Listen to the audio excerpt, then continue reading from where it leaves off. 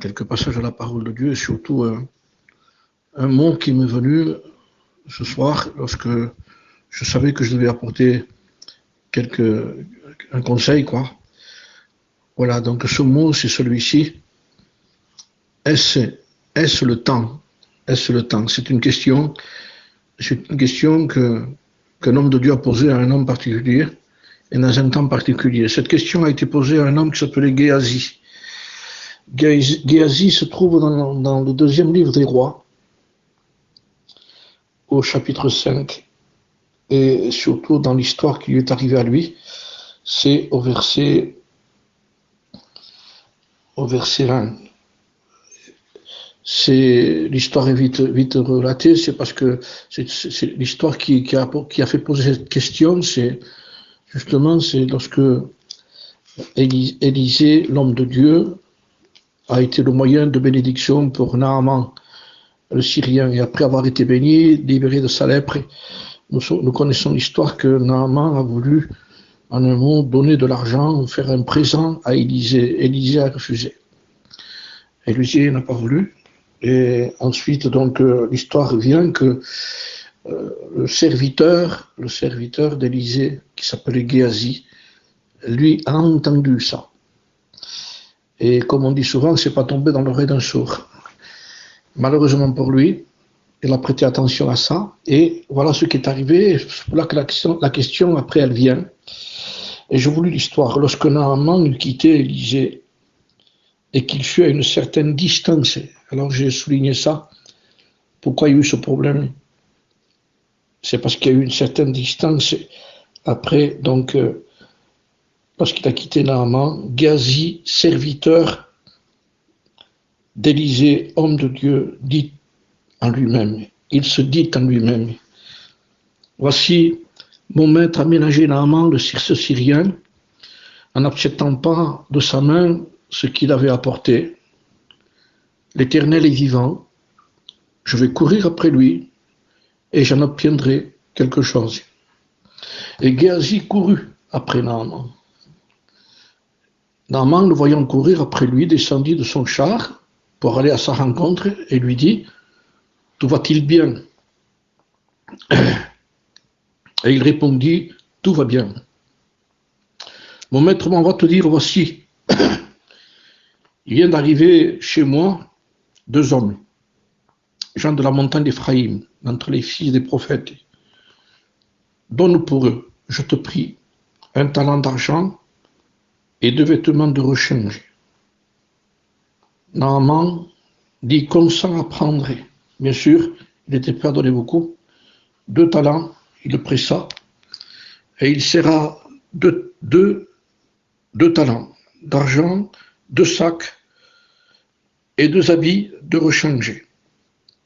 Et il les fait porter à Géasi par 2 de ses serviteurs. Arrivé à la colline, Géasi les prit et les mit entre ses mains, il les apporta dans sa maison, les déposa dans sa maison, et il renvoya les gens qui partirent.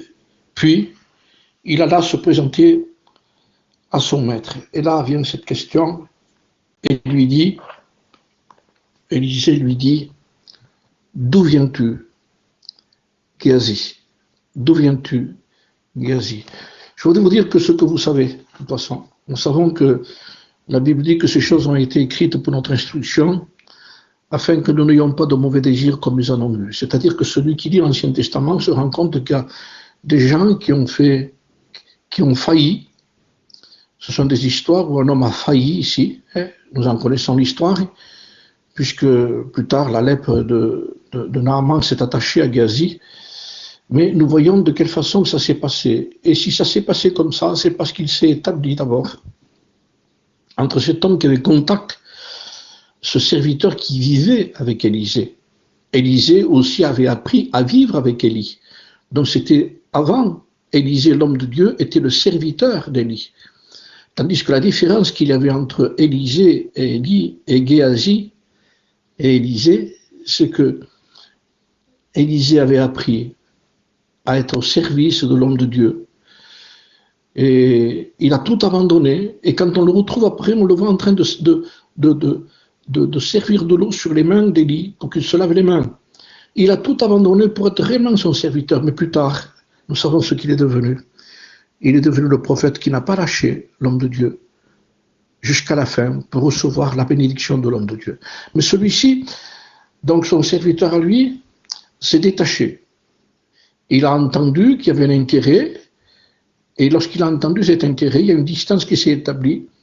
Et cette distance, c'est ce qui a fait que, en un mot, tous les hommes de Dieu qui ont une distance après entre les choses de Dieu ou le Christ lui-même, souvenez-vous du passage de la parole de Dieu.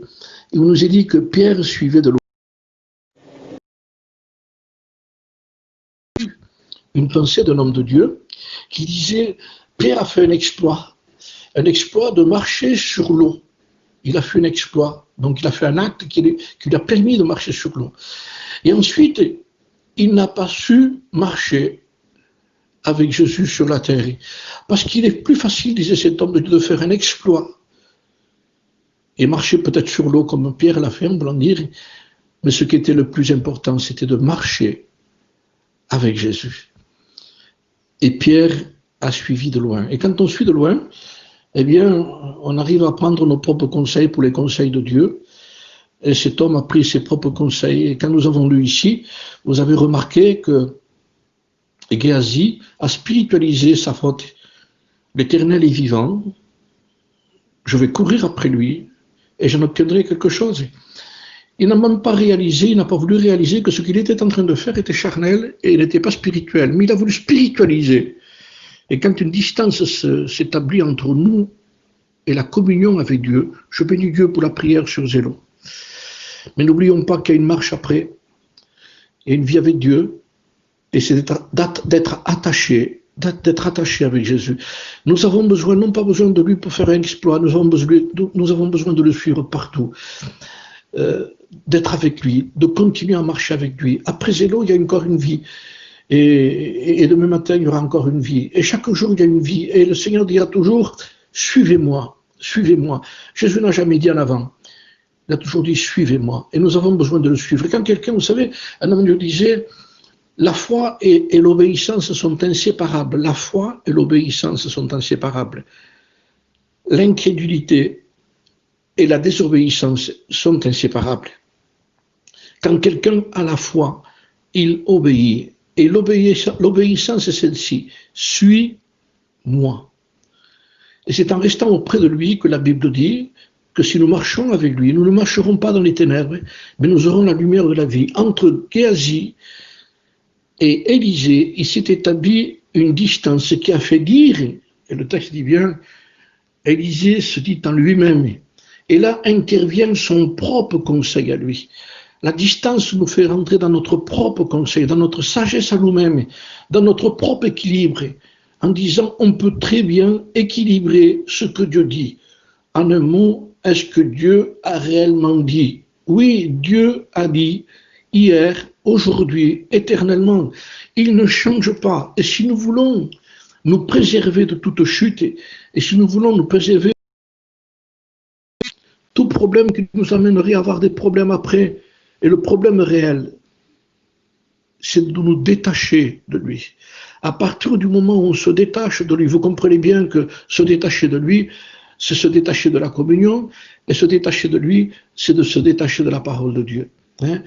Je cite souvent cet exemple que la Bible dira à un homme de Dieu, la parole de Dieu, les Écritures sont en page imprimée, ce que le Christ est lui-même est. Donc ce que Christ est écrit. Ce qui est écrit, c'est le Christ. On ne peut pas aimer Jésus sans aimer la parole de Dieu. La parole de Dieu, c'est Jésus. Alors, je voudrais vous dire ce soir que la fin de toute chose est proche, dira l'homme de Dieu. C'est l'apôtre Pierre qui dit ces choses-là. Je vous le dis parce que nous arrivons à la fin. Paul dira encore, vous savez en quel temps nous sommes. C'est l'heure de vous réveiller en fin du sommeil. Et nous connaissons ce qui est écrit aussi par l'apôtre Saint Paul. Voici ce que je vous dis, frères, c'est que le temps est court. Donc, en connaissant toutes ces exhortations, tous ces avertissements, nous devons prêter attention à ce que le Seigneur dit. Il est en train de nous avertir. Il y a eu un confinement, il y a eu un déconfinement, et pendant le déconfinement, il y a beaucoup de gens qui ont déconfiné avec Dieu aussi. Et maintenant arrive encore un confinement. Je crois que c'est une chance de plus. Non pas que le virus arrive en vague, mais ce que va permettre le confinement en réalité, c'est que nous allons prendre du temps pour Dieu et peut-être aussi de le suivre d'un peu plus près. À partir de ce moment-là, Géasi se dit à lui-même, il se dit à lui-même dont il a pris son propre conseil. Permettez-moi de vous lire quelques textes, je ne m'attarderai pas, nous allons laisser la place à la prière, mais prenons des conseils et surtout les conseils de Dieu. Je lis le psaume 81 verset 12. Mon peuple n'a point écouté ma voix, Israël ne m'a point obéi. Alors je les ai livrés au penchant de leur cœur et ils ont suivi leurs propres conseils. Maintenant, écoutez l'expression de Dieu. Oh, si mon peuple m'écoutait. Vous voyez, comme s'il dirait, si vous saviez le bonheur qu'il y a et la sécurité qu'il y a quand on m'écoute. Si Israël marchait dans mes voies, en un instant, je confondrais leurs ennemis. Je tournerai ma main contre leurs adversaires. Et encore, il y a quelque chose de plus. Non simplement je combattrai leurs ennemis, il dit, mais ceux qui haïssaient l'Éternel le flatteraient. Oh, si mon peuple m'écoutait, si Israël suivrait mes conseils à moi. Je lis dans le psaume 107 et verset 10, ils vivaient captifs dans la misère et dans les chaînes parce qu'ils s'étaient révoltés contre la parole de Dieu, parce qu'ils avaient méprisé le conseil du Très-Haut. Voilà pourquoi l'esclavage, voilà pourquoi les problèmes. Frères et sœurs, on cherche à décortiquer un peu pourquoi nos problèmes. Le Seigneur dit, voilà le problème d'où il vient. Restez attachés à moi. La Bible dit, attache-toi donc à Dieu, attachons-nous à Dieu, et il y a une promesse, et nous aurons la paix. D'où vient alors notre trouble, trop d'écart? Nous avons besoin non simplement de nous attacher à lui, de demeurer à l'intérieur de lui. La tranquillité de Noé et de ses fils, c'est parce qu'ils étaient dans l'arche. Dehors, c'était l'inquiétude, vous le comprenez bien. Donc, je vous lis quelques textes. Ça, c'est la parole de Dieu qui nous fait du bien. Et je vous la lis. Job, chapitre 12, verset 13. Le conseil et l'intelligence appartiennent à Dieu. Encore un passage dans le psaume 13, je crois, verset 24. Psaume 13 et verset 24. Tu me conduiras par ton conseil, puis tu me recevras dans ta gloire. Voyez, il y a dans ce passage-là un conditionnel. Nous, si on prend le texte de dessous, tu me recevras dans ta gloire. Oui, mais il faut être conduit par le conseil d'abord. Il y a le texte et le contexte. Frères et sœurs, la parole de Dieu est la même pour tous. Si Géasi s'est laissé avoir, un homme qui vivait en contact avec un des plus grands prophètes de ce temps-là, qui était Élisée, quelle joie de voir un homme comme ça, de vivre avec lui, d'être avec lui, et pourtant il a été pris par la convoitise. Il a voulu spiritualiser sa faute. Et combien de personnes, lorsqu'ils font une faute, au lieu de se repentir, spiritualisent la faute et cherchent des occasions et des excuses pour ne pas se repentir. Frère, il y a une solution pour nous. Et je le dis ici ce soir. Ça peut arriver à n'importe qui ce que je vous dis ici. De prendre de l'écart et de prendre nos pensées pour les pensées de Dieu. Et arriver à faire des choses qu'il ne fallait pas. Mais il y a un moyen ce soir. La Bible dit, approchons-nous du trône de la grâce. Approchons-nous dans l'humilité. Ne cherchons pas à justifier ni à spiritualiser. D'où viens-tu, Géasi? Lorsqu'il est parti, l'homme de Dieu lui a dit, mon esprit n'était pas absent quand tu m'as quitté. Et vous savez ce qui s'est passé quand il a été vers Naaman. Naaman est descendu de son char et j'ai voulu savoir quel était le nom de Naaman. Naaman veut dire agréable. Et lorsque Géasi a été vers Naaman, Naaman a été vers lui. Il a été aidé. Ce qui est agréable va vous aider. Quand on cherche autre chose que les choses de Dieu, eh bien les choses agréables vont nous aider. Ça vient normalement. Alors il a commencé à mentir. Qu'est-ce qu'on peut devenir? Comment est-il possible qu'il ait menti de cette façon? On se dit, mais comment c'est possible qu'il ait parlé de cette façon? Vous savez, à partir du moment où il y a de l'écart, on peut dire comme Pierre dit, je ne le connais pas. Je ne l'ai jamais connu. Ton langage, on lui a dit, te fait reconnaître. Oh, c'était plus le langage d'un chrétien qu'il avait. Il n'était pas connu par le langage d'un chrétien. C'est parce qu'en Galilée, il y avait un accent. Il avait l'accent de Galilée. Et comme les Égyptiens vivaient dans cet endroit, ils avaient le même accent, mais ils n'avaient pas la même vie, ils n'avaient plus la même consécration, ils s'étaient détachés. Qu'est-ce qu'on peut devenir quand on s'écarte de lui? Je vous lis quelques textes et on va prier. Et je lis ceci. La voix de l'insensé, Proverbe 12 et verset 15, est droite à ses yeux, mais celui qui écoute les conseils est sage.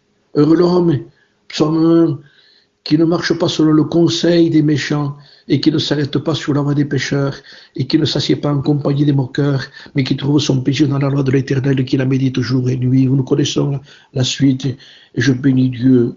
Tu es grand, partons pas en conseil, dira Jérémie, chapitre 32.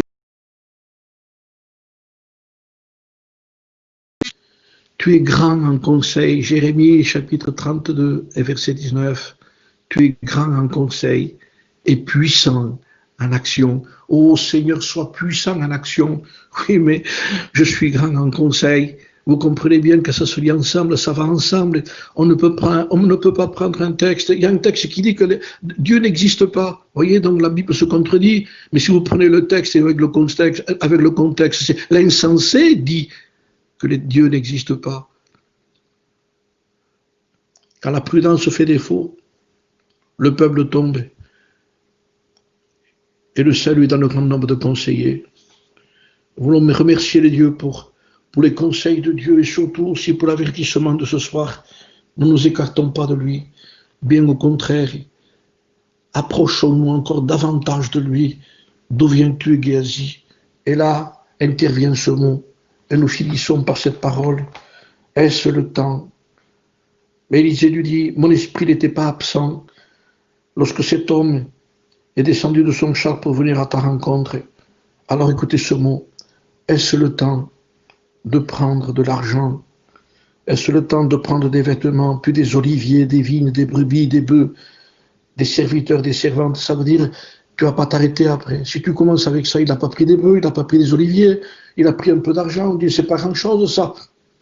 Mais Dieu sait que c'est ce qui est le commencement après de la convoitise et de ne pas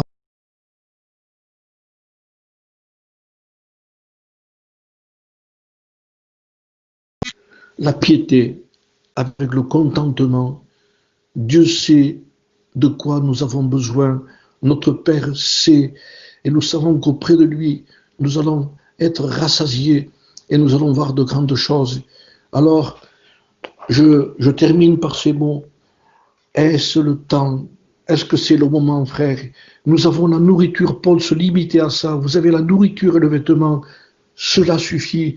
Ne cherchons pas autre chose. Si nous le voulons, nous serons obligés d'avoir un écart avec Dieu. Nous serons obligés de nous éloigner de lui et petit à petit, nous allons à nouveau reprendre une vie qui semblerait chrétienne parce qu'il a voulu spiritualiser. Je vous le dis, on veut spiritualiser nos actions. Comment on fera? On a besoin de ceci et de cela, frère. Ce n'est pas une motivation pour avoir de l'écart avec le Seigneur.